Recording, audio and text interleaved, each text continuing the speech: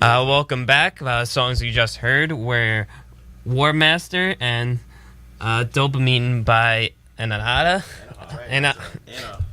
Let me get you guys on mic now. Oh. There we go. I should. Is it for both or? Yep, for both mics. No, Chris, do not pick it up. Okay. All right, you guys are on air. How about each of you introduce yourselves and tell us, tell everyone who's listening a quick bio of the band. Let's go like this way. All right. I am Chris. I play guitar and I sing. I will not pick up the mic. I am also Chris. I play drums. My name is John and I do vocals. My name is Marvin and I play guitar. And we have another member, Brian. He plays bass. He's just not here right now. Boo. I know. He's working at a bank. Out here. Shout out to New York Community Bank. So, when did you guys become a band and started this project? Okay. Hey, you see how we just go in this rotation? The easy way to say this is ANAHATA had been a project for a couple of years prior to the new lineup that happened. In 2011, it was a whole different set of people. It was myself, my friend Alex, and a whole couple bunch of people. And after a course of some show cycles and things changing within our own lives, I decided to switch up and things happened. So that was when I picked up a friend of ours. His name was Brian. Not the Brian that's not here, but another Brian. He played drums for the band for a little while. Switched around with a couple people, and I found Marvin. I called him while I was on the toilet. I was reading comics or something, and I just get this call. Hey, you want to be in a metalcore band? It was something like that. Like I played in kind of like a punk band ish, and then like we played shows together. And then I remember he called me. He was like, "Hey," I'm like, "Hey." He's like, "So my guitar player left." I'm like, "Okay," it's one of those things. And so and then it was funny because like I told him, I did whatever nice thing. I said, "Hey, just play the song, put it on video, and then show me." He sent it in like the next hour, so I showed the rest of the my band at that moment in time. They said, "Oh, well, we got to think about it." And I looked at them and like, "Oh, okay, that's nice." And then Marvin walked in, and then that was that. And I found John while I was in New Jersey. Some shit was going down, and I called John, and I was like, "It's fine." So there's edits. Yeah. Don't worry, we'll edit and post. So some things had began to go awry.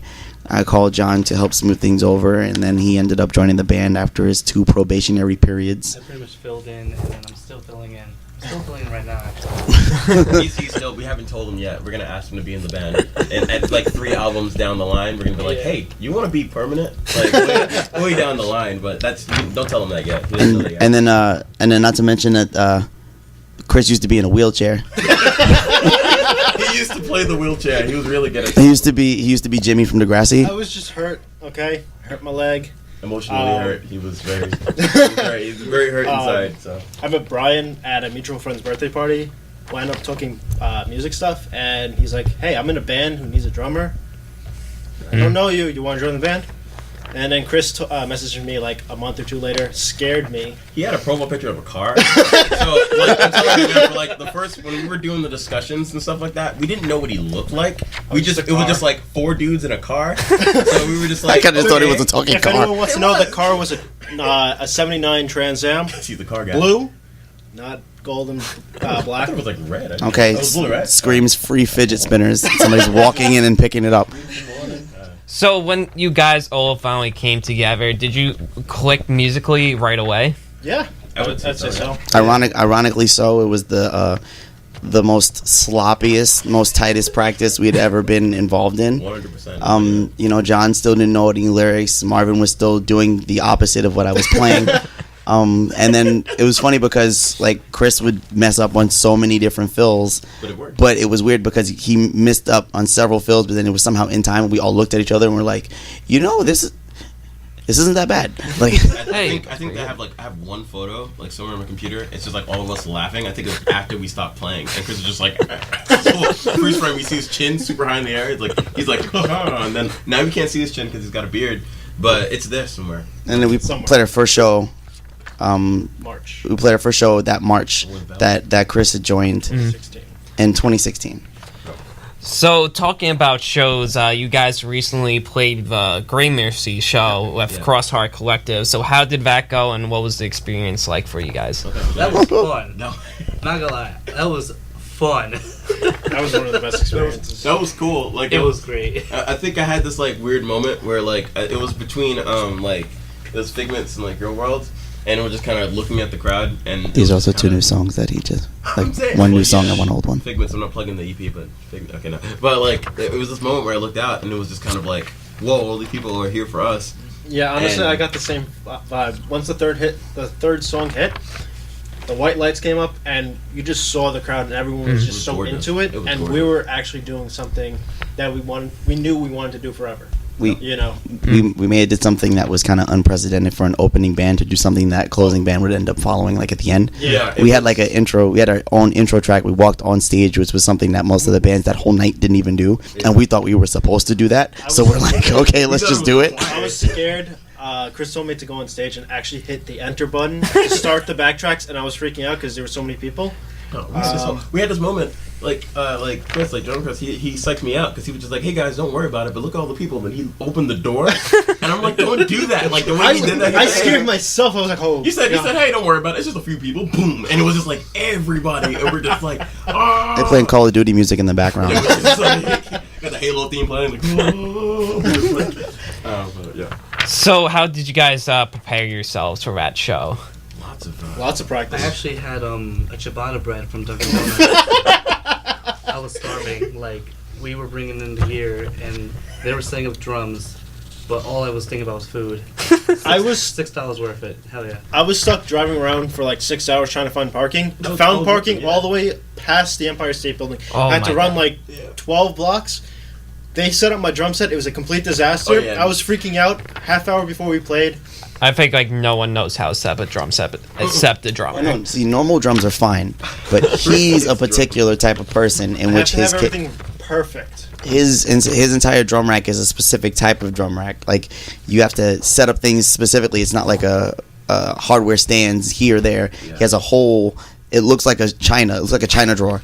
we held it together with literal tape. Like I remember Chris looked at me and like He- Label looked at me and he was just like, "Okay, we gotta set up the drum set." And my eyes got so wide and I was like, "We gotta do what?" He's like, "Yeah, we gotta set up the drum set." Cool. So we're there and I'm freaking out. He's like, "Don't freak out, Marvin. Don't. Let's put this piece here." I'm just like, like screaming the whole time. So Chris had all the bolts hand tightened. You're supposed to use the drum key. The whole stand was held on It by was Chris's just- it was hand just tight tape. bolts. look, okay, but I guess the correct answer is we practice every day. Well, not every day. We practice twice a week, and we're kind of always grinding about it because it's kind of the only thing that matters Yeah. now is being As good as we can. being as good as you can be, and like it's a lot of competition when you think about it. It's a lot of bands you gotta not suck next to. Yeah, shout out to Outer House Studios. Yeah, we practice there. So, how have you guys been trying to brand yourselves and kind of make yourselves stand out? That's the Jonathan question right here. How do we do that marketing? Mr. Tours, Marketing. social media. We have pictures of ourselves up on there, and Old pictures. great pictures. Old pictures, great yeah, some pictures. Old great pictures. Old great ones. Yeah. Videos from our shows and stuff. Some cool stuff. Yeah, I feel like it's a thing where it's like one of the important parts of like getting your presence out there is being present. I know this kind of sounds weird, but it's like going to shows, talking to people, actually being like a constant face at other bands' shows and stuff like that. Even if it's just one or two faces, Yeah. Yeah. the band is there, period, and people take notice of that. Which is funny because like my Instagram is John ANAHATA. So every time I go to a show, it's like, is that John ANAHATA? And I'm just like, who? Like, How do you know every me? show I go, Every show that someone happens, says yeah. it. That only happened one weird. time. Every show that happens. Twice, actually. Twice. Happened, like, Same 5 person at times. 2 shows. Oh Lord. Oh, Lord. Well, I guess the way that we want to point it out is you want to be that type of person that's for everybody, and like you want to do your part to be in the rest of this community.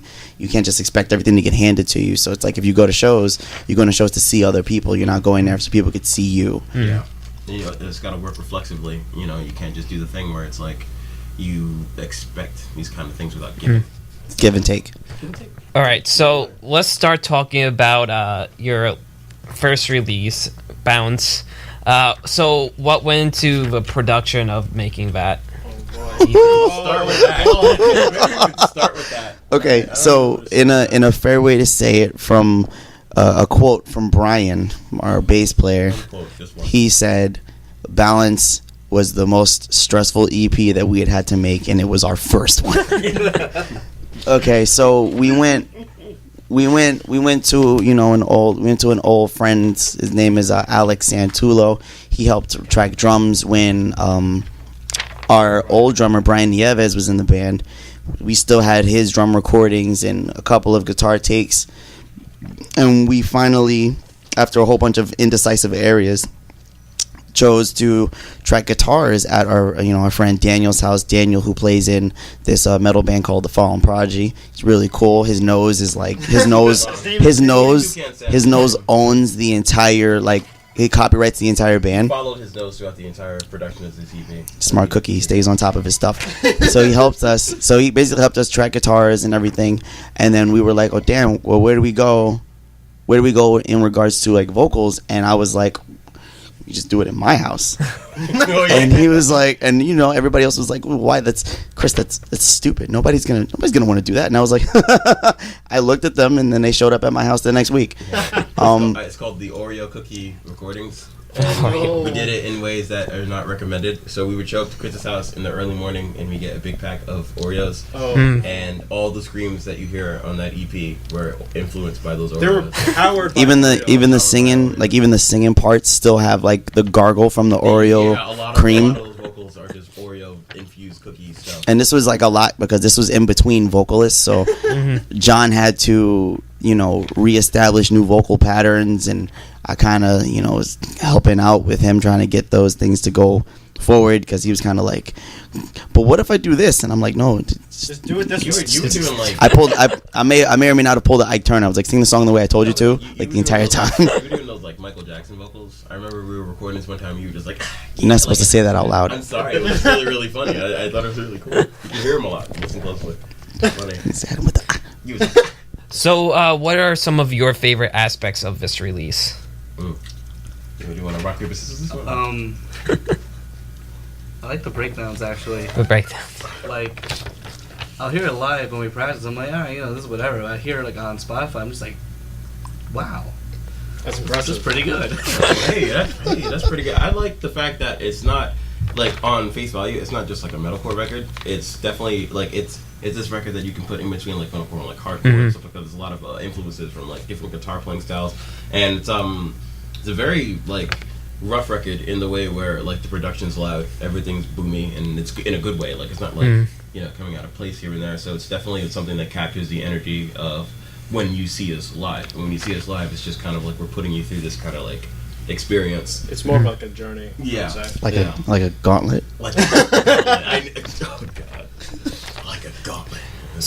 So this release has been past a while. It came out in 2016, and you guys are most likely been working on new music. So what? Who said that? I don't know. We're not even Just swear it around. We're not even But what have you guys done? Anything differently in the process of making music? Whether Well, surprisingly so. The Gramercy show that we had shown up, the people that saw it, they witnessed us playing about three new songs, and we were working those 3 new songs into our sets this year from that show. Actually, a couple shows beforehand. We spent like the entire summer playing all our new stuff. Yeah, so it's gonna be from that way on, and it's getting actually a lot better reception than we had expected. Most people had looked at us and they were like, I thought you guys were trash before, but this is like, wow. Oh man, Anna, this is like way better. So you're heavy now. I'm like, oh, okay. Well, excuse me. It's one of those things where it's like the next go around always makes more sense. I'd say it's sadder and heavier.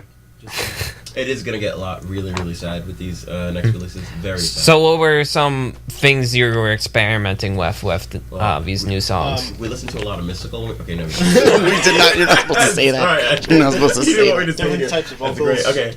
You wanna Different types of vocals. Well, first of all, Mystical's going to jail. We can't talk about Mystical. Well, I mean, to be fair, I wrote the entire Balance EP when I was maybe like 19 or 20. The swoop was really, really cool. And yeah, I was like 19 or 20 when I wrote that entire EP, and now I'm 26. You can't quote me. You can't quote me. Don't quote me. And now it's kind of a different vibe. Like these songs that are new now are all still in the same time span of only a couple of months, so it's still the same energy. It still brings that vibe, and we did this thing now where we track every aspect about it before we practice it, because you want a proper outline. Sometimes when you're with a band, you're full of a group of people, and then you guys are writing the song and you guys are constructing it. But if you're at home and you're just writing the entire song and you got some drum plugins or whatever, you got an entire writing tool. You can send it. I send it to the guys, and then we kind of just like work around it, and then we add vocals, like myself, John, Marvin. We add all of our vocals together, create this final demo, I guess, and then we use them in real life and practice them through, and it fits and it works out, and that's kind of how we have everything so kind of neatly organized. So that's when we add in our own little flavors to each song. Yeah. Sure. Well, we kind of running out of time, so how about we just end by you guys sharing where people can find you online and social media? Sure. You can find us on Facebook, Twitter, Instagram, Spotify, iTunes, Bandcamp, Google, Napster. and Rhapsody. And Napster. Plug. Napster doesn't steal things no more, but Napster. Shout out to Napster. Only Napster. Don't listen to us on Napster. Just type in ANAHATA NYC and you'll find it. Go to Zanga.com and go to Dig. You'll find us there too, and on an AIM Messenger. Bang Bros. I'm just okay. Don't. But I'm kidding.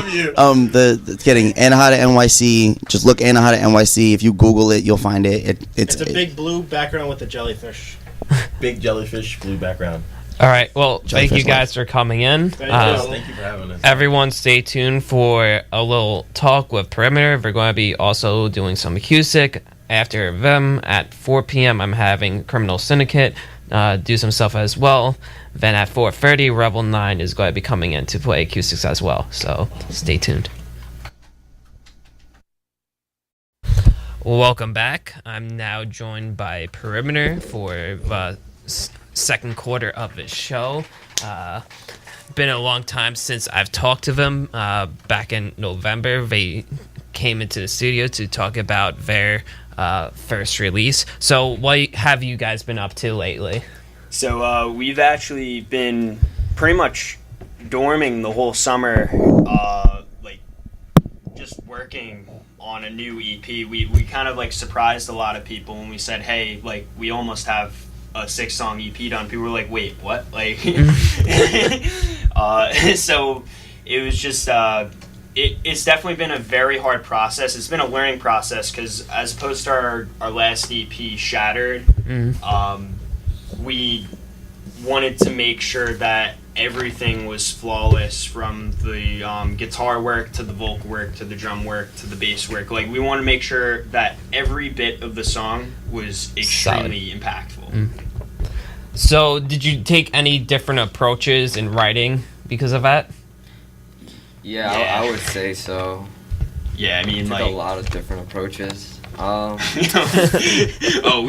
approaches to were be definitely specific, unique. I'm not too sure. I mean, we would literally, the classic, we're going to go in a basement and we're going to jam for 8 hours. And just see what happens. We did that, but then there were times where on my own or on Justin's own or even on Mark's own, we'd have an idea. We'd be in public or something. I'd be like, oh God, I have a song idea. I'd take a phone and I'd just be humming it. People would be looking at me. It's like, what's this weirdo doing? And then we took all those ideas, put them together, and we didn't approve of a song idea until everyone was satisfied. Was there a lot more demoing with this record?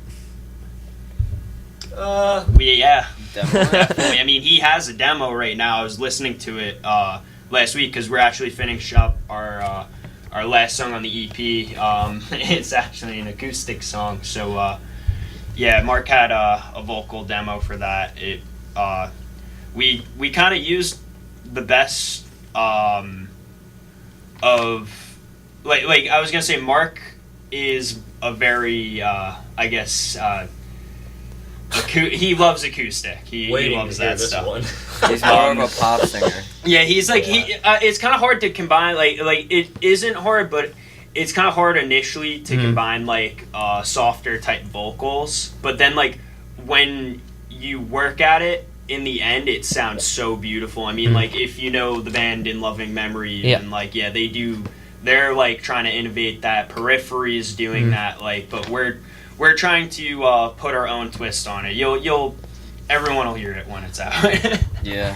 Okay, so I know you guys are going to play a couple songs, so I think we should start now. So how about you just tell us what songs you guys are going to be playing and maybe a little backstory to one of them. Well, as some of you may know, me and Justin are doing acoustic duets across the island now because, of course, the band is currently very seasonal based because our drummer and our bass player go away to college throughout the year. So we try to stay relevant doing a lot of acoustic shows. And a couple of things that we've been playing so far is kind of mashups of top 100 pop songs. Also, we're going to play a song called Stay off our old EP. And we're going to give you a little taste of what's to come in our new EP, What Lies Ahead. And this song is going to be called Can You Hear Me? Okay. Stay tuned. They'll be on in about 30 seconds.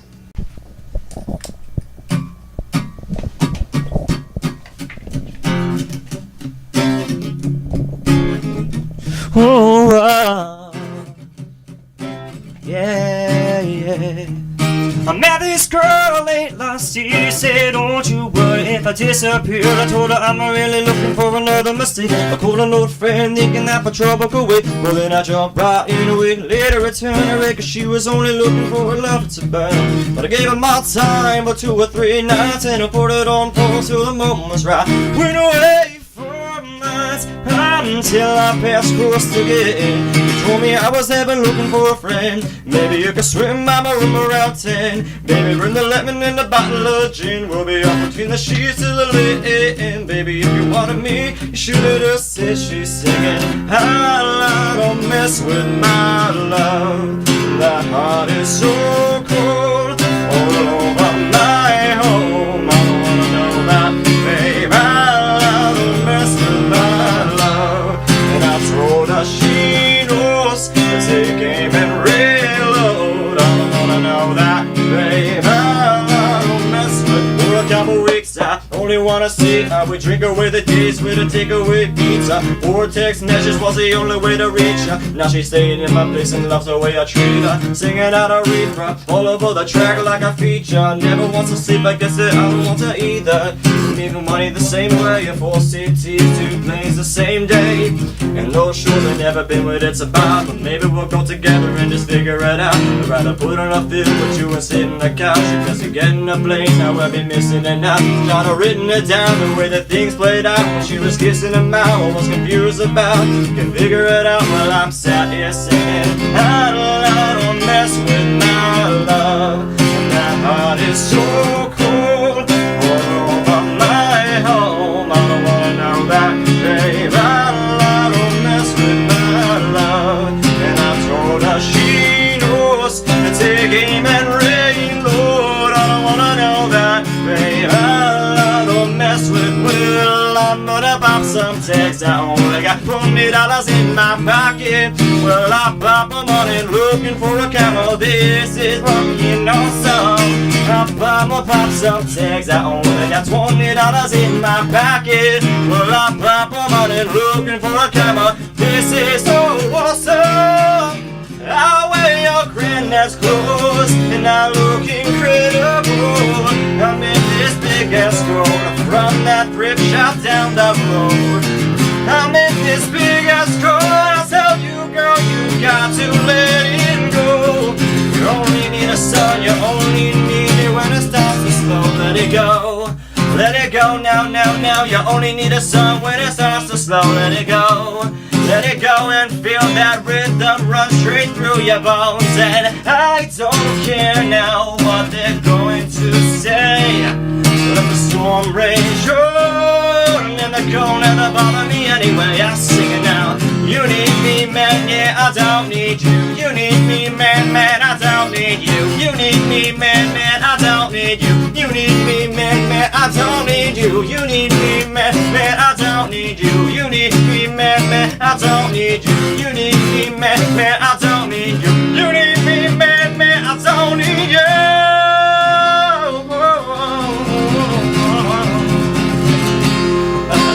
What? Keep going. What? Okay. So the song's called Stay. It's from our old EP Shattered. It's Mark's favorite, if you want to say so. I guess you could say Wait, so. Yeah, this Rock really D? takes it back to Drop that D, punk vibe that I'm used to singing with my former group. Yeah, But, he's like punky, but okay, whatever. Alright, let's do it. 1, 2, 3. I don't wanna stay in town, I just wanna run around. I don't wanna look back, you don't wanna look down. I don't wanna wait to find you were never even mine. Don't give me the reasons why, I just need some peace of mind. Maybe if we planned it out, we would never back down from all the things we ever had, all the things we ever could. Why is it so hard to see the warning signs in front of me? I was never meant to be a broken record on a beat, and all this time I've been running from the reasons why I let go. And after all we were going through, nothing seemed to work out. Memories all would be to wash away like tides will go without flow. And piece by piece we will fall apart and move on. This is a season we'll give our lives a meaning, and we'll move on from this town. I'm going home now. I've tried so many different ways to separate my love from hate. Mother, take a look at me now. I've grown my shoulder, and all this time I've been running from the reasons why I let go. And after all we were going through, nothing seemed to work out. The memories all begin to wash away like tides will go with the flow. And piece by piece we will fall apart. We move on.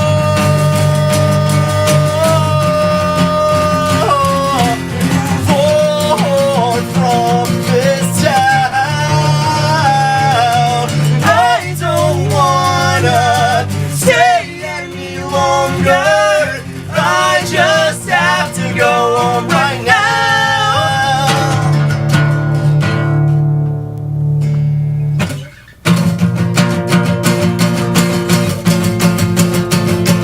Right now. Well, I don't wanna stay any longer, and I just have to go on right now. Leave this town. Oh wow, that was really fun. Yeah, it's actually funny. That song we originally obviously wrote for a full band, and we only recently decided to try to put an acoustic twist on Yeah, that. totally. And one of the biggest problems we had with that one was it all leads up to this big climactic moment with the breakdown, and trying to work around that with an acoustic setup. Yeah, because it's like rate breakdowns. You got like pretty chugging interesting. guitars. You got screaming. We don't want to put like screaming I mean, and like. we could have chugged. But it was just, you know, it's like weird without like the drums and the spacing. It's just so awkward. So It's definitely something new for us. yeah, but it's fun though. You know, like during I guess you could call this the off season for our band. It's like we got like our pre-season. This is our pre-season right now. Yeah. So how about before the last song, you guys just share where people can find you online? Well, we can be found on all social media sites such as Facebook, Instagram, Twitter. Yeah, we don't really use Twitter too much. We even but- have a Snapchat, I believe now. Yeah, I mean, we not Snapchat, but I mean, I manage the Instagram page, so I don't know. There's a big debate between okay, is Snapchat stories better or are Instagram stories better? I really think it's stupid, but at least for the band's purpose, everyone can log into a Instagram page. So just We're do that. also currently putting up our YouTube channel where me and Justin primarily are going to be focused on putting up new covers of songs. If you guys have any requests, you can find us at Perimeter Official Band. Yeah, that's where we have all our band's main videos. We're gonna all of us have our own entities, though. I mean, like, I'm gonna be starting to do some guitar covers of some popular metalcore songs. I mean, Justin and Mark have their own thing. So we're gonna try to get that up and running so that everyone can check that out. Yeah. And this next song and our last song that we're going to play for you is going to be a quick teaser of, it's called Can You Hear Me off our new EP, What Lies Ahead. And, I don't yeah, know, should we play the whole thing? I feel like we should tell them about the song because this is actually a pretty like deep song. I think you should play the whole Yeah, thing. so I was sitting home one day and I got a call, kind of a depressing call. Apparently somebody in my family passed away. Somebody that I didn't really know too well, but I mean, I met him once or twice, and they had a request for me if I had any music that I could play for them, or if I could come down and play flute for them, because flute is actually my primary instrument for the Army. I'm an Army musician, so that's kind of what I do. And so unfortunately, I had a lot of commitments the next day, and I wasn't going to be able to make it. And I said to them, "It's 10:30 at night. I'll see what I can do." So I called up my boy Shane over here, and I said, "Shane, what are you doing right now?" He's like, "I'm in my pajamas." So No, I it's a said, true "What do you story. think? What do you think about coming down and doing a quick recording with me?" He's like, "Dude, I'm getting ready to go to sleep." I said, "Have a cup of coffee. It's on me, and let's just make this happen." Got me So- Starbucks. He comes over to my house, and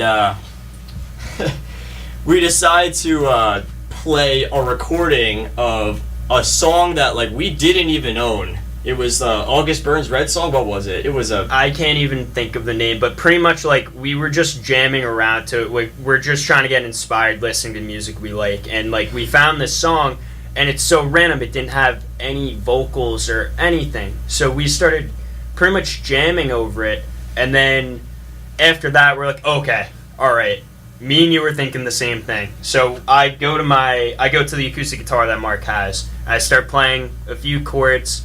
It's like a 3-chord song. So I made a 3-chord song, and then I was like, all right, Mark, you gotta throw something meaningful over this. And I did not stop him until he came up with something that was absolutely amazing. I was like, no, we're not doing this. We got to come up with something that's perfect because this is a funeral. I'm not putting out horrible music at a funeral. That sounds like an album name. That's what we do, Horrible guys. music Crushing at- people's hearts at funerals. If you didn't know, we like to ruin all your remaining dreams. No, but yeah. So he just played that at the funeral, and then we decided, hey, you know what? Anyone can connect to this song. The lyrics are very relatable, so. And we decided to put it on the EP. So this song is called Can You Hear Me? We may or may not play the entire thing for you. It's, Work in progress. well, yeah. Yeah, Well, totally. no, it's finished. No, it's finished, but It's finished, but, it's we not haven't out. we haven't rehearsed it too many times just because Yeah, it's especially not acoustically. recorded. Yeah, especially acoustically. All right, so I guess here it goes.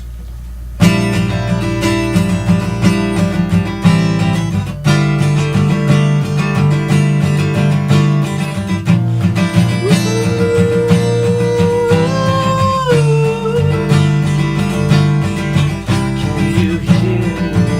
I'm calling from the other side. Can you feel me? I'm broken, left behind. I remember when you tried to tell me it's alright. I remember when you said you'd sleep through the darkest of the nights. Without a care, so full of life, I feel you there by my side. Can you feel me?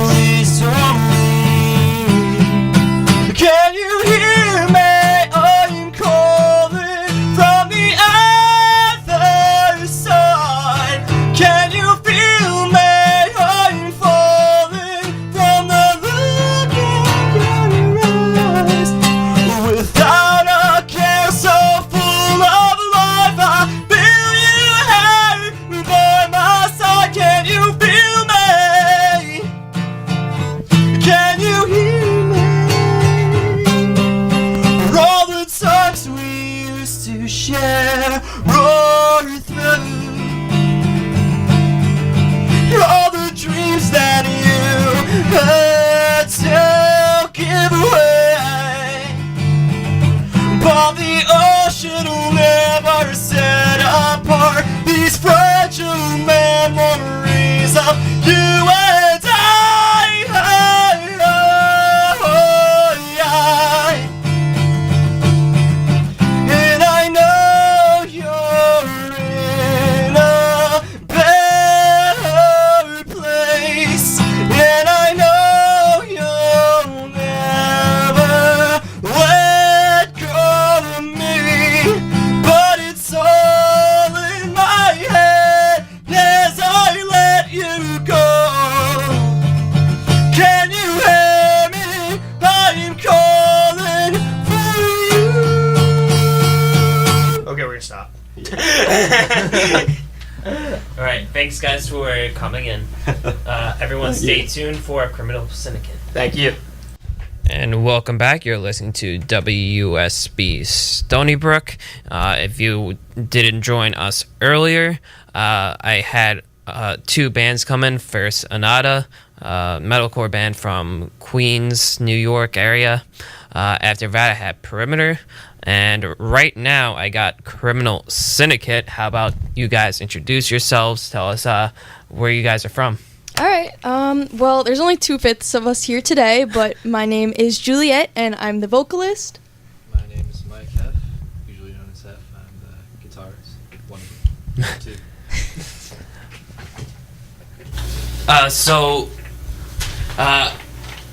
How long have you guys been a band, and when did you guys start actually writing music? We've been a band for almost 2 years now, and it actually started as a project that our drummer wanted to work on with me and my bassist. He just wanted to record a couple songs, and so we already had the first part of our first album recorded, and after that we actually were offered a gig at Amityville Music Hall. Yep. And so we played that gig, and it went well, so we were like, why don't we just start a band? And then we got Mike, and now we're a 5-piece playing shows like all the time. So, did you guys do anything musically before Criminal Syndicate? Well, as for me, I was actually looking for a band for a while, and then I saw the original guitarist for Criminal Syndicate had quit, I believe. Yeah, something happened. quit. He was other engagements, and I hit up Juliet because I knew her before the band, so I asked her about it, and here I am today, as of 1.5 years ago. Yeah, and I was in a couple bands like here and there, and I was part of the School of Rock in Fort Jeff. Actually, me and Mike both were, and that's how we knew each other. And so then when Tyler asked me to record it, I was like, all right, simple enough. So when did you guys start recording your last release, Senses? We started recording around fall of 2016, and we had it come out January 1st, so it was of 2017. So first record. Yeah, first record of the year. So how did you guys go about writing that record and making it what it is? For the most part, our drummer had a lot with like the bass of the idea of what he wanted it to be. I wrote all the vocal melodies, and the guys, the guitarists and stuff, they kind of they figured out what they wanted to do. We all just kind of put our own input into it. With your own input, you must take influence from like modern bands today. So what are some artists that you try to implement in your own music? Well, we try to take as many influences as we can while maintaining same general sound, but we go anywhere from like progressive metal, like Opeth, even like some influences from stoner metal, Sleep. I feel like all of us, we all have like our own influences, and then we all just put it together, and that's pretty much how like our sound we all came have from. Pretty much our own thing, we all bring it together. Yeah. Hopefully make something interesting. So it works. So I mean, whatever works. Yeah. So maybe can you share some maybe background stories to maybe some of the songs on the album, or maybe some of just of a production? Maybe like a funny story. I don't know. Well, with the production, it was actually recorded in Hef's basement. Explains a lot. It was all self-recorded, so it's nothing like high quality. It was the best we could come up with all being broke high school students. So, but for our next like upcoming music, we're doing some like higher quality recordings. Yeah, we found a better studio this time, not just my basement. So we're trying to make things better this time around. So. Yeah. So have you guys been playing shows lately, and how have people been reacting to the new music? Yeah, we're actually playing a show tomorrow at Revolution at 7 p.m. Details. And what was that? Oh, nothing. Oh. And so, yeah. So what other bands are playing? Carrie and the Cats is playing. Nectar, Frankel Sisters. Yeah, it's like an all-female vocalist show. It's all female vocalists. So if you want to go out to Emeryville and have a cool show to go to, head out to that. So talking about shows, what are some shows that you played in the past that are very memorable to you guys? I'd say some of the shows that weren't as good were pretty memorable. I'd say that. Those are always the best. I think my favorite two were when we played Live After 5 this summer. That was a good show. And we... That's in Patchogue, right? Yeah. And we opened up for Dollskin and Next to None, like, this past summer also. So that one was, like, really memorable. Gold Sounds? Yeah, it was at Brooklyn. Gold Sounds in Brooklyn. And Dollskin is actually one of, like, my personal favorite bands. So I was, like, starstruck that we were playing a show with them. So before we go into Cusick, how about you guys tell some goals that you have for the future, and just general, whether you're going to try to do more shows or you just want to specifically work on music? Well, right now we have a music video coming out. October 1st is pretty much the date we're looking at for releasing it. So we're hoping to get that music video out with our new song. And we're definitely hoping to release an EP with the next couple months, and hoping to play more shows, definitely, because that's always important. So Absolutely. All right, how about you guys just share what songs you're going to be playing, and we're going to play some of the older songs. Yeah, these ones are from our first album, and they're both. The first one's called Intoxicated, and the second one is called Numb. Okay, cool. So people, stay tuned.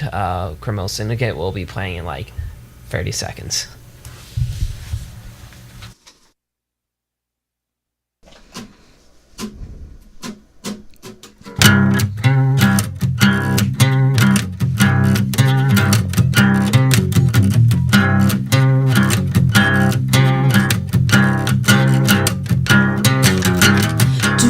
Drive right through the walls, say I am not too blind. And as a passenger I tried just to hold on for the ride.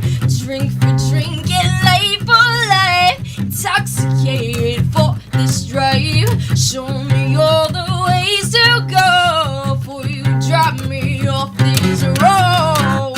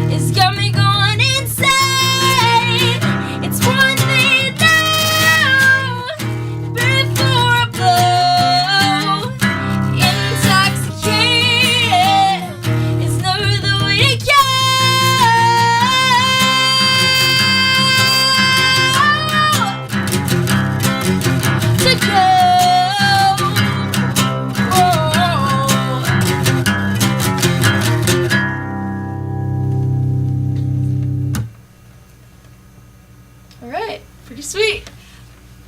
This next one is a little bit slower, and this one is called Numb.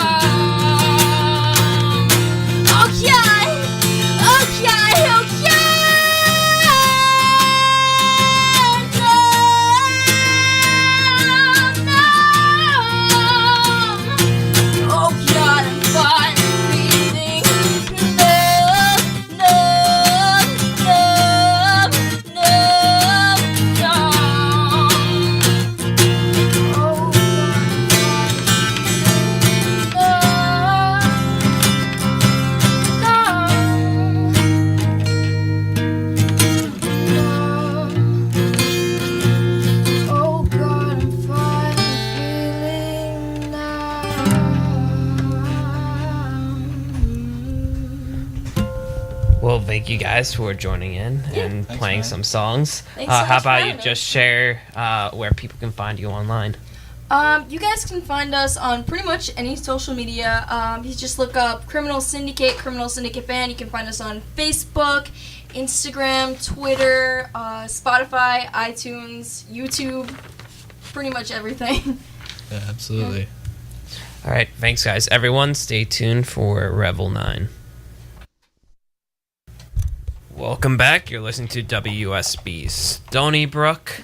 You're listening to The Spectrum. If you're just tuning in now, I had Criminal Syndicate, Perimeter, and ANAHTA come into the studio to talk, play acoustics, and have a good time. But we're going to keep it going by having Revel 9 come in. I got DJ from the band. Hi, people. So, when did Revel 9 start as a band, and... Revel 9 actually rolled out of an older band called G Davy, and around 2010, 2011, we were in the studio recording what would become the first Revel 9 record, the Razorblade Diaries, and my producer at the time, he was listening to this new stuff, and it was definitely had this harder edge to it, and he was just listening to some of the final, I'll never forget, he's listening to some of the final mixes, and he hits the space bar and stops everything, turns around, he's like, we got to do something about the name, dude. I was like, oh, okay, I guess we're changing the name. So Revel 9 as Revel 9 is about 2010. We really kind of launched it with the record in 2011, but it's it was a lot. It was the same people at first when we rolled it. I'm the only original member of both, but So how did the name come about? well, in that is like this is really long story, and I have like a whole bunch of different versions. Some was like 20, 30 minutes long, but the short version of the story is this. Like, so my producer was like, you got to do something about the name, and I was like, okay, it's time for a harder edge name. Let's try and come up with something. So I'm not a control freak. Even if you ask my band, and they probably won't say I'm a control freak, but I am detail oriented, and I do lead the band. So a lot of times I'll just make decisions and be like, cool, we're playing here. We're going to play at Revolution, or we're going to go play in Jersey. You know, so like, but I was like, you know what? This is a band thing. Like, we should all sit as adults, Make a decision. mature, responsible. And I have to tell you, man, it was 3 months of hell times chaos times anarchy. We could just not agree on a name, and we were still touring. So I wasn't making any more shirts because we weren't G Davy anymore. So I wasn't going to invest You can't really brand yourself without. Right, and I'm flipping out because the band's like, oh, we'll just get a name. I'm like, it doesn't work like that. You got to brand it. You need a site, trademark. You need a design. So we fought for like 3 months, like cats and dogs, and then finally, my drummer came up with something that was like close. He's like, look, everybody's wanted to know why it, what's taking so long. What's the big reveal? He's like, let's go with Reveal, and I was like, that's stupid. I'm like, I hate it. But the next day, he's like, oh, my wife was like suggested Revel. I'm like, okay, Revel 9. Perfect. You okay with that? He's like, yeah. I text my bass player who was on his honeymoon in Mexico. I'm like, is Revel 9 okay? He's like, yeah. I'm like, cool. And then that was the name of the band. So when did you personally start going into music? I grew up on the rehearsal studio floor of my parents' cover band. So I've been doing what this. What band did they cover? Back then, I mean, they were doing like Rush. Well, it depends. Like when my mom would sing, it would be like Fleetwood Mac kind of stuff. But like when the bass player would sing, they did a lot of Deep Purple and stuff like that.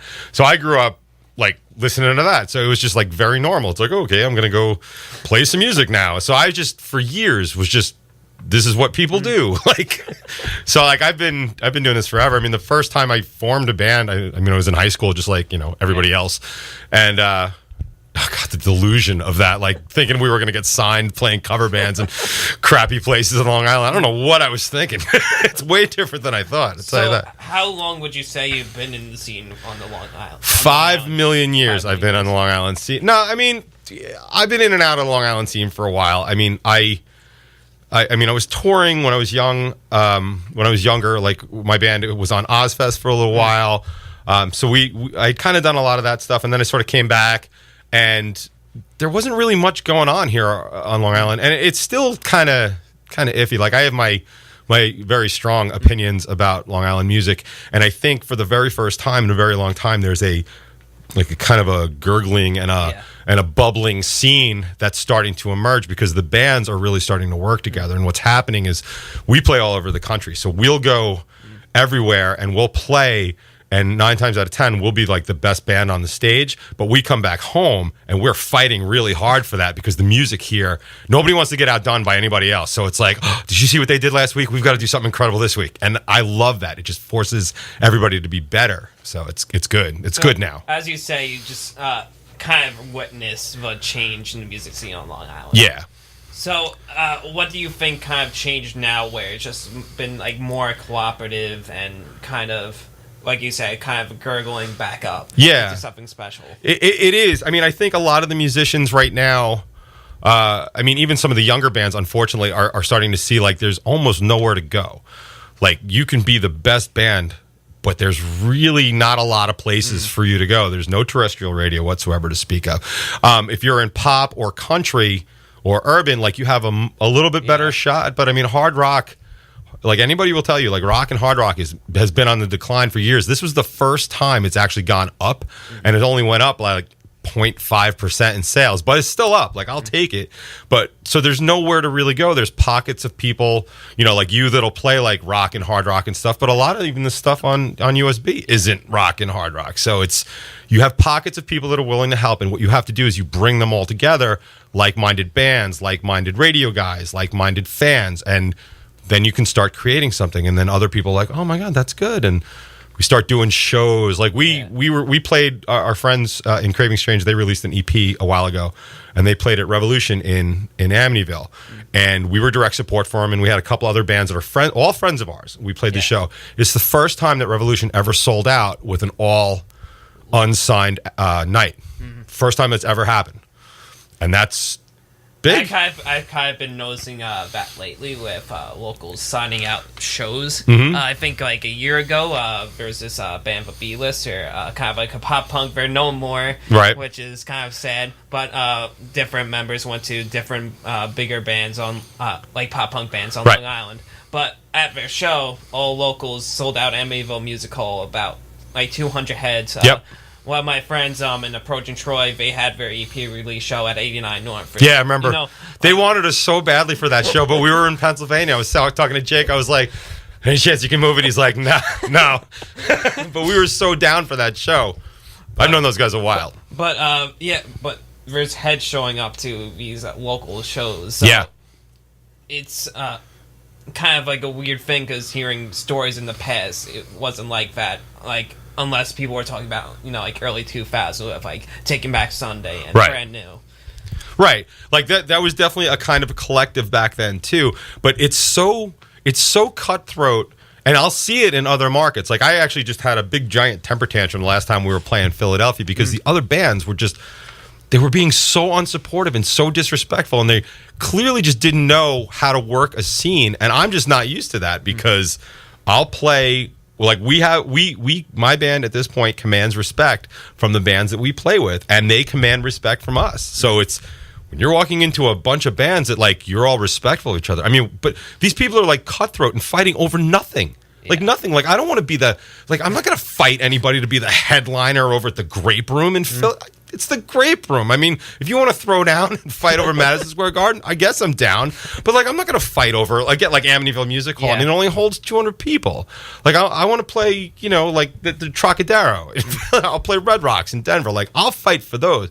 But we're not going to fight each other for this stuff. We're going to work together, and we're going to give fans 5 amazing local bands for like a $10 ticket or something, and they're going to be like, that was the best show I ever saw.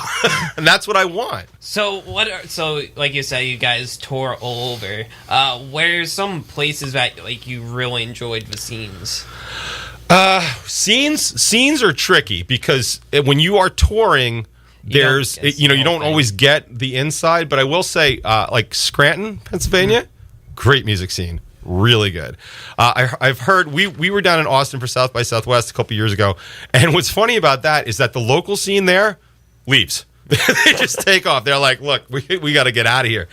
South Jersey used to be really good. It's a little scattered right now, but the bigger cities are very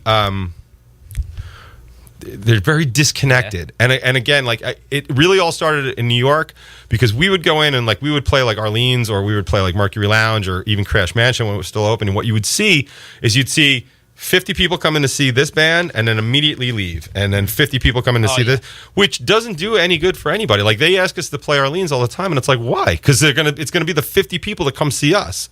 Like I want to play for new people. Now if you go like rural, like we have this thing in the band, like the more silos you see in a town, the better. Because if you, and I mean no disrespect to Middle America, but if you are playing the Field House in the middle of Ohio, basically what happens is the people get off work. It's 7 o'clock. They go to their favorite bar. They order a pitcher. They are there till 11 o'clock or midnight, and they're going to see every single band, and they'll tell you what they think of you. So if you're good, it's awesome, because they're like, "Oh, this is great," and they'll buy a shirt. When are you coming back to town? And so the band scenes are good where the people are good, and then where it's in the city where everything's too cool for school, it's exactly like you think it would be. I also think like a big issue with like attendance and like all that is just the condensed nature of some scenes, because you'll have I'll have like on Facebook, I'll put like all the events I'm like interested in, right? But it's just like 3 shows like a week, or like 2 shows a week, and it's just like people can't always go to see these bands, right? And it kind of just scatters into these little groups, or some shows have like no people, some shows have like a lot of people, right? Well, I mean, you're always competing for people's attention, right? Like we had this big show that we were playing over in Belmore. Again, when I refer to like a big home show, it's because it's my band and my friends, and we're all just getting together. So when it's all of us, it's basically like just a big giant get together, and we kind of hang out. But it ends up bringing like 200-300 people because we're all friends. But it ended up being the night of the big fight. I forget. I'm not a fighting guy, but From Mayweather. yeah, it was that night. But we already had this show booked, and we were like, man, people are not coming so they can watch this fight. And we were like, well, how about I just tell you what happens? they're like, no, I got to see it. And I'm not that guy. Like, I just don't understand that mentality. But so there's always that. But when we are trying to put together a big show, what I do is I let all the bands that I know, kind of as a courtesy. Like, look, we're going to play, and we're going to play with Craving Strange and Last Turn Off Broadway and Jackknife Stiletto and Sweet Tooth and all new episodes. So all of these 500 people are coming to see us. So either don't book a show and compete with us, or book it the next day, or like, and it's not like I say this and I make it so. It's more like, look, let's not compete because it's stupid. What are we? We're competing for eyes and ears of the same friends. Like, we can work together. Like, you really must play this Saturday because it's my favorite Saturday ever. Fine, then fine. All right, so let's talk a bit about the band with writing process. So Okay. What have you guys been doing for the past 2 years? Nothing. Nothing. No, we've been working on stuff. I actually enjoyed a really nice long year of writer's block, so that was fun. I write most of the stuff. I write like a good 90% of it. So I was just so burned out after doing the last record, The Reality Crush, that I just wasn't really writing, and I just wasn't really inspired to do it, and I just wasn't. I had all new members of the band by then, so I was able to kind of like couch the fact that I wasn't writing in that, and like, well, I'll start writing as soon as we learn all this stuff. We had learned the whole back catalog, but then I started writing again, and then I would just, you bring riffs to the band, you have ideas, and then stuff just goes.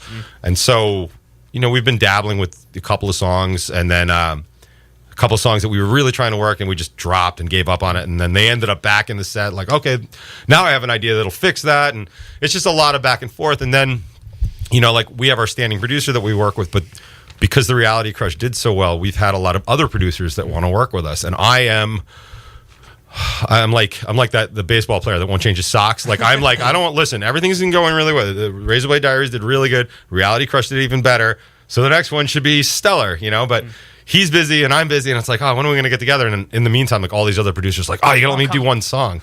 And it's just like, oh, I don't know what to do. So we are currently waiting on me to basically just greenlight it. We have the songs, they're all done, they're in the set. I mean, they'll change a little in production and stuff, but they're all ready to go. We need to pick our producer, we need to pick when we're going to go, and we're actually going to do that on October 1st. I'm very proud to announce, and I've been telling my friends this, like, I'm very proud to announce, because we were supposed to have this band meeting in February to decide when we were going to do the new record. That February meeting is now happening on October 1st. And that's how it works in a real working touring band. Like, just because you say it needs to happen in February doesn't necessarily mean that's going to be. So maybe share some backstories to maybe how some of the songs were made, or maybe the story behind it. Okay, well, I can do that. I will say that the one that really kind of broke my writer's block was this song called Believe. And I really liked the music of it. And what I was doing is I was just singing, because I play guitar and sing. So like I was like, right? And I couldn't write any words to this. So what I ended up doing, this is probably the dumbest thing I've ever done as a songwriter.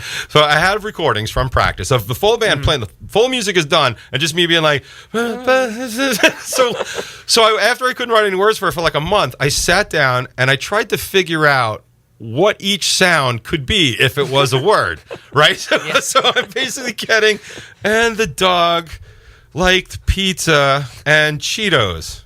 Oh, that's a hit. And I finally just gave up on that. And then after I did that whole creative exercise of just nonsense, I had the song like the next day. So like, it's just, there are no rules. There are no wrong ways to write songs anymore. But, I like stuff. And the rest of the songs they're life. Music comes and they inspire me and there's always something happening around me with a friend or me or whatever, and I always have a story to tell. Any thing you experimented with this time around with the new songs? Well, yeah, and I'll tell you why. Because when I wrote the Razorblade Diaries, I had my full band, but I was the sole songwriter. So I was able to go in and I recorded everything the way I wanted to, and I brought the guys in and I had them just do their parts. So that was that very straightforward, typical record, right? When I did the Reality Crush, I lost all my band members. So by the time I went into the studio, I had looked for some band members, but I didn't get any bites. So I was like, all right, screw it. I have all the songs. I'm just going to record them. So I went into the studio and I did the Reality Crush by myself. Every single sound you hear on that record, with the exception of like 3 things, is me. Vocals, drums, bass, guitar, everything. So that is a very sterile record because it was all here and I just had to translate it out. What's happening in this record as I write is I'll write the song and I'll be like, here's the song. And I'll let the guys kind of have at it and see what they come up with. And sometimes they add stuff that's awesome that I never thought of, or sometimes they add stuff that's just awful. It's really just got to go. But there's creative stuff coming in from the side. Now, I don't know, again, what's going to happen in production, but I'm just looking at it all like it's a big shiny object. Like, oh, ooh, that's pretty. Whatever that squeaky sound you made over there is, like, do that, you know? And, you know, oh, the double hi-hat, that's cool. So this new record has a very live feel already because we've created it in the studio as opposed to me just hearing it in my head and trying somehow to get it to tape. Were there any particular current artists that really motivated the sound of this record?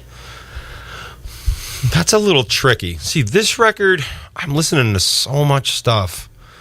I think it's, well, because I mean, the other records have definite influences. Like there's definite Deftones, definite Chevelle influences, 10 Years, like those kinds of bands, and those are still heavy influences on me. But I see, like I love A Day to Remember, right? Like one of my favorite bands, just hands down. I can't write or sing or play like that at all, which works for me because then if I want to put it in a Day to Remember part, it fails miserably.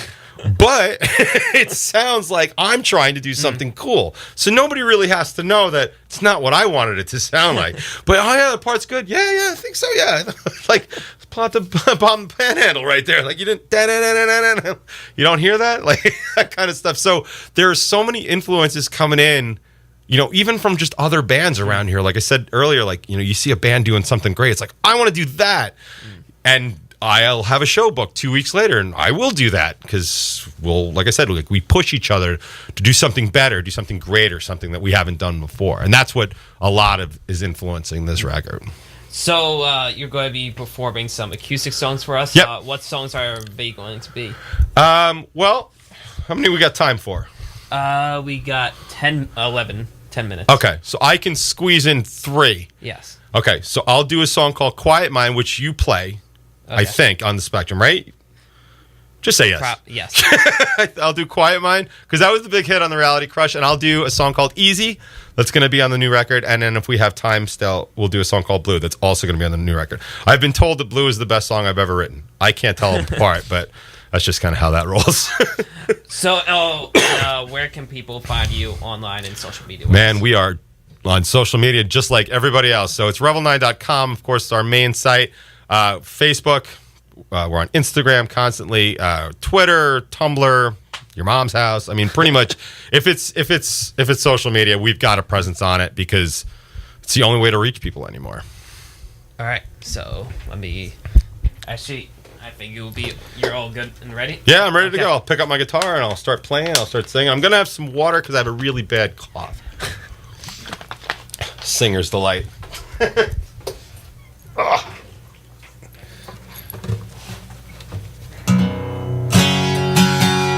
Whew. There we go. Slight microphone issue. All right, so this is pretty much like the breakout hit from the last record, Reality Crush.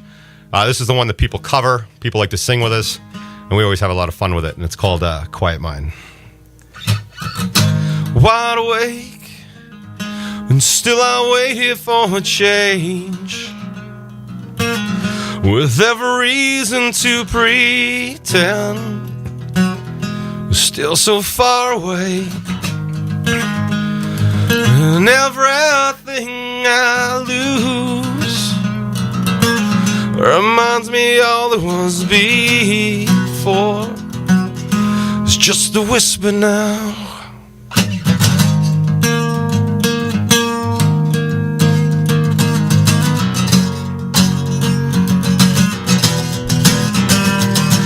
All I do is wait for you. I find I slip into the quiet delusion in my mind.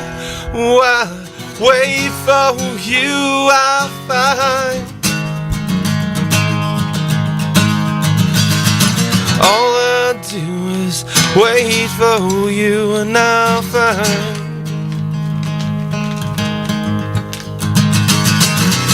hideaway inside a thought or memory. Well, all these hours to be friend, empty that remains. Oh, and everything I choose, focus on for just a while, becomes a shadow now.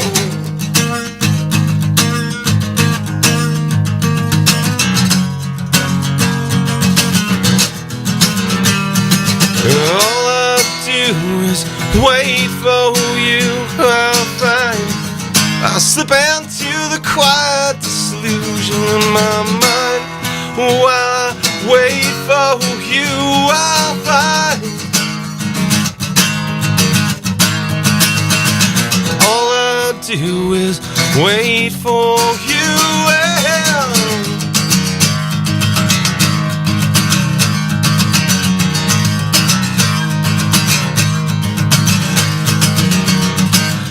Away inside a distant memory, just run away and leave me here to be. And all I do is wait for you. Now find I slip into the quiet disillusion in my mind.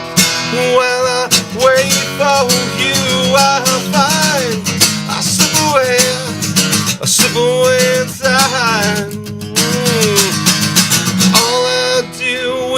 Wait for you.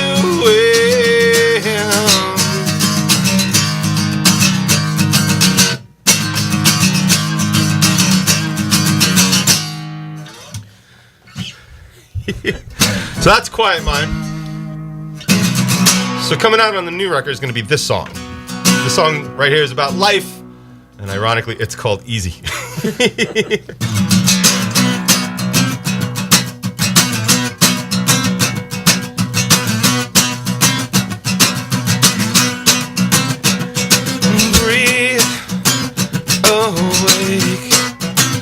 And realign what's been blood in time. Yeah.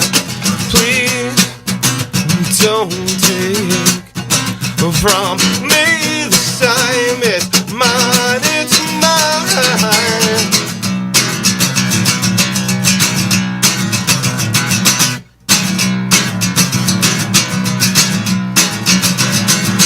Keep your sight.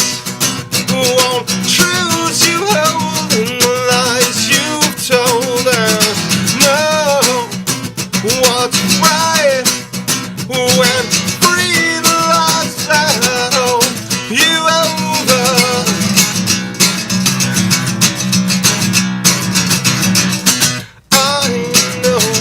I know, let go.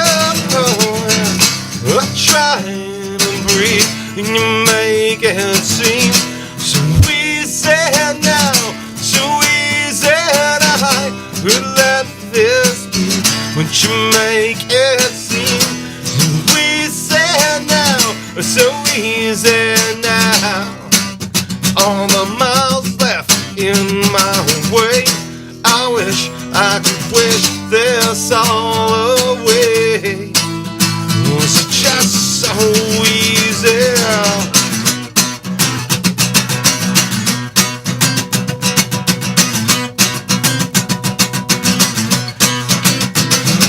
Breathe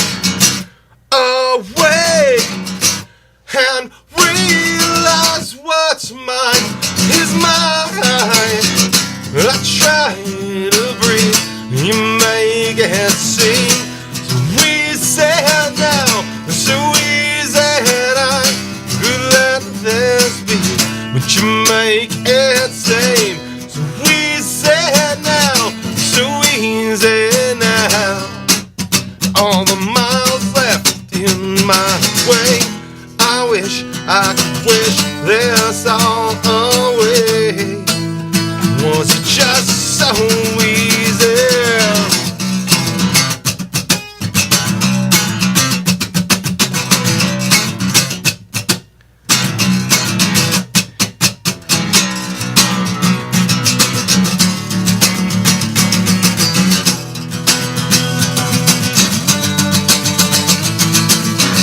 I try to breathe and you make it seem so easy now, so easy that I could let this be, but you make it seem so easy now, so easy now. All the lies left in my way, I wish I could wish this all away. Was it just so easy? Was it just so easy? Well, time's about up. I want to thank you for coming in and You playing can some always stuff have me and- back. Wink, wink. Once that new album hits. Absolutely. It's a promise and a date and whatever else. All right, for the people, make sure to go to my Facebook page, www.facebook.com/Spectrum Show, to keep up to date with all my playlists. I'm going to be posting the audio for this acoustic type special on YouTube soon. Hopefully, I can get it done without getting too involved with schoolwork. Down with school.